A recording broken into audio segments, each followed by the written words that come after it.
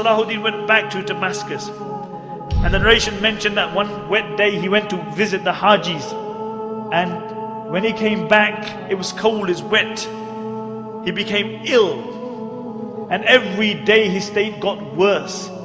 And Al-Imad mentioned, I was with Salahu'deen when he was ill. He says, by Allah, every time Salahu'deen became more ill, it was as though his trust in the Rahmah of Allah just increased. He said, the weaker his body got, the stronger his trust in Allah became. And even in that state, Salahu'deen couldn't go to the masjid anymore. But he insisted on praying Salah with Jama'ah. And they would bring an Imam, they would help him up, and he would pray Salah in Jama'ah. On the 9th day, Salahu'deen became unconscious. And Shaykh Jafar mentions that I was reciting the Quran by his bed, and when I reached the verses, Wallahu la ilaha illahu, alimul ghaybi wa shahada. He is Allah and no Lord besides Him, the knower of the unseen. He says Salahu'deen had been unconscious for a while. And I heard a faint voice saying, Sahih, you have spoken the truth. And he mentioned, for 3 days I recited the Quran by the bed of Salahu'deen. And he said, on the final day when he passed away, I reached the verse, La ilaha illahu alayhi tawakkaltu. There is no God but Allah, and upon Him I trust. And I saw Salahu'deen's face become radiant, and he recited the Shahada, and he left this dunya. And Ibn Shaddad mentioned that this was the greatest calamity to befall the Muslims since the demise of the Khulafai Rashidun. Ibn Shaddad mentions that many times I had heard the saying that I wish I could die on this place. And I always thought that this was an exaggeration. But he said, I realized the reality of that statement when Salahu'deen passed away. He said, I wish I could have died on the place of Salahu'deen.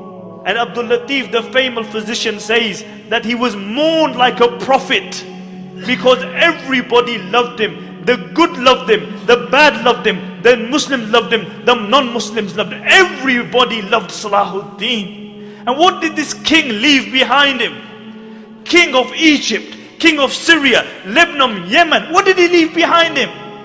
He left 1 dinar and 47 dirhams, some armor and a horse. This is all he left behind him. They had to borrow money for his janazah. But I'll tell you what he left behind him. He left a legacy behind him. He left a legacy behind him. And this is why we are gathered here today. He passed away at the time of Fajr. And after Dhuhr they brought his body out. And the narrations mention that people screamed and cried as though the whole dunya had just become one place. And many people, when they saw his dead body, they couldn't believe it. They became unconscious. They didn't attend the janazah because they couldn't believe that Salahu'deen had passed away, the liberator of the holy lands. And how was Salahu'deen buried? They had to borrow money for his janazah. And Qadi Fadil gave a fatwa that Salahu'deen should be buried with his sword, so that on the day of judgment when he's resurrected, and one of the 7 people who is under the shade of Allah is Imamun Adilun, a just ruler. When he's under the shade of Allah subhanahu wa ta'ala, he is leaning upon his sword. So everybody sees that this is the liberator of the holy lands. And on his tomb they wrote, because this was the man who liberated, this was the man who flung open the gates of fortresses and castles of the Christians, one after the other. And on his tomb they wrote, "Oh Allah, as his final victory, open for him the gates of Jannah. Open for him the gates of Jannah." And my dear respected brothers and sisters listening at home, Salahu'deen is one of the greatest heroes of Islam. And this is why we have gathered here to remember this. But the problem with many Muslims has become today, or with all Muslims, is that we live off our legacy. As a poet says, he said the Muslims come to the grave of Salahu'deen, and they come again and again. And what do? They stand by the grave of Salahu'deen and they say, "Qum ya Salahu'deen, qum." Oh Salahu'deen, stand. Stand up, oh Salahu'deen, we need you. Can't you see what's happening in Iraq? Can't you see what's happening in Afghanistan? Can't you see the supine, spineless leaders that we have? Oh Salahu'deen, we need you to liberate the holy lands. The poet says they come and they say, قُمْ يَا صَلَاحَ الدِّينِ قُمْ حَتَّى اشْتَكَ مَرْقَدُهُ مِنْ حَوْلِهِ الْعَفُونَ. He says, they come to his grave and they say, oh Salahu'deen, stand, stand. Until his grave began to complain about the stench around it.